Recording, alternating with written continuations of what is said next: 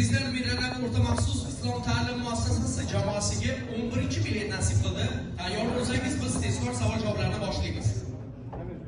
Birinchi savol: O'zbekiston Respublikasida diniy ruhdagi siyosiy partiyalar qaysilar? O'zbekiston Respublikasida hech qanday diniy yoki milliy siyosiy partiya bo'lmaydi. O'zbekiston Respublikasi Konstitutsiyasining 73-moddasi o'z aksini topgan. Javob qabul qilindi va javob to'g'ri. O'zbekiston Respublikasida diniy ruhdagi siyosiy partiyalar tuzilishiga yo'l qo'yilmaydi.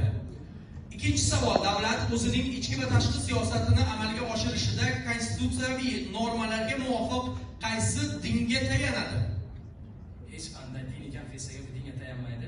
Chunki 112 qonunda ham din davlatdan ajratilgan 7-modda yoki O'zbekiston Respublikasining 1-moddasida ham O'zbekiston suveren demokratik ijtimoiy huquqiy davlat degan. Shuning uchun bizlar dunyoda qo'yamiz uchun hech qanday diniy konfessiya asosiy o'tmaydi.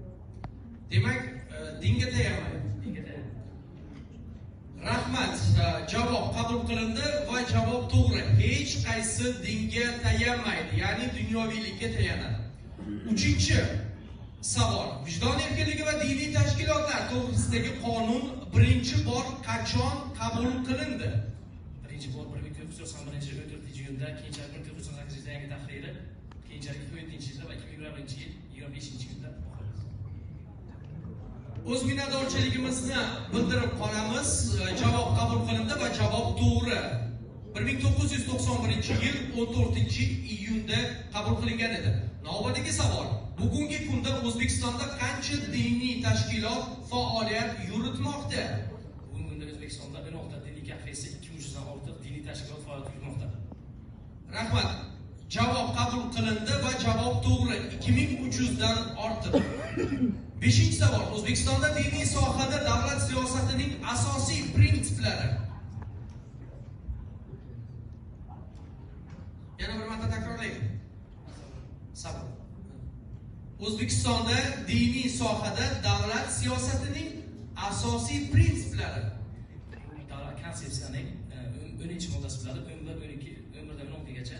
Bunda birinchisi qonuniylik, 12-si dindan davlat ajratilganligi, 13-si o'sha vijdon erkinligi, 14-si tenglik, 15-si dinlararo to'g'rilik. Mana shu 6 ta nimasi borda. Qonuniylik, vijdon erkinligi, dinlararo tushunish, tenglik. Javob qabul qilindi va javob to'g'ri. Qonuniylik, vijdon erkinligi, dinning davlatdan ajratilganligi, tenglik, erkin tanlov, dinlararo muloqot va tushunishdan iborat edi. Sizga o'z minnatdorchiligimizni bildirib qolamiz va Mirarab